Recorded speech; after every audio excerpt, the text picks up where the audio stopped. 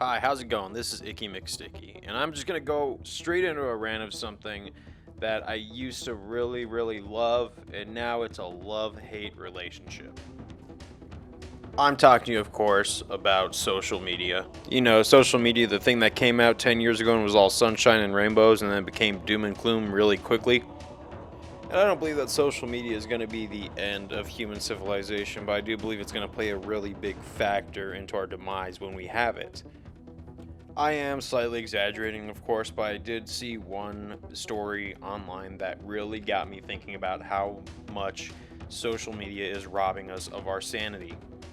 And a big part of this story is something that I'm not going to say for the algorithm's purpose because it might get censored, but it's the opposite of a player character. But right now, I don't even think that that's an appropriate term. I am sure you know by now Elizabeth Olson, who played Scarlet Witch in the Marvel Avengers movies, has now been harassed offline because she did not say enough things about her colleague who recently passed away. This behavior is not even comparable to that of the opposite of a player character. It is something from this video game that is much worse, which I am now calling the social media flood. Honestly, social media flood is a far more fitting term because it follows the biology of the flood if you know the Halo lore. The flood, for better or for worse, is a hive mind and follows a grave mind, and anything that the grave mind says goes. The grave mind in this case being the biggest story of the week. And what do these social media flood do? Well, they do what they do in the Halo games. They literally consume anything that does not think like them, that does not look like them, that does not act like them. Basically, it either destroys them or consumes them and makes them part of the hive mind, through shame in this case. So in short, you have to be as upset as I am, you have to share the same opinion as me, and you have to post about it as much as I do for virtue signaling purposes. Otherwise, you are not me, and I will destroy you. And the self-righteousness and the self-purity, or whatever you want to call it, is so great to the fact that it can consume anything. In this case, a Hollywood celebrity who played a beloved superheroine. I'm sure as we all got the unfortunate news that the actor who played the Black Panther in the MCU, aka Chadwick Boseman, passed away from cancer. It was very unfortunate, especially the fact that he was only in his 40s. I virtually enjoyed the movie Black Panther. I thought it had some pacing issues, but other than that, I thought the characters were really well written, and the script overall, despite the pacing issues, was very good when it took off. Chadwick, as a human being, used his gift and used it to help others. He was actually going and seeing other kids with cancer in that time he was sick. He was also into multiple martial arts. That is a really cool thing. So you could tell this guy really made the most of his life and really brought accomplishments to the table and lived a very great life, and it's very sad to see it end. But as much as I have to say that, I will also say I did not know the guy personally, and neither did most of these type of flood people. I could say I probably posted one quote from a movie and then one rest in peace Chadwick, but for the other part of it, I saw people posting 10 posts a day about this.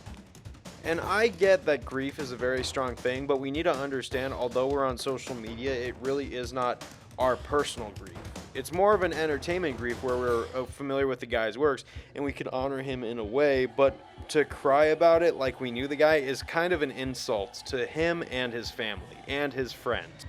Especially Elizabeth Olson, whom people bully because she didn't say enough.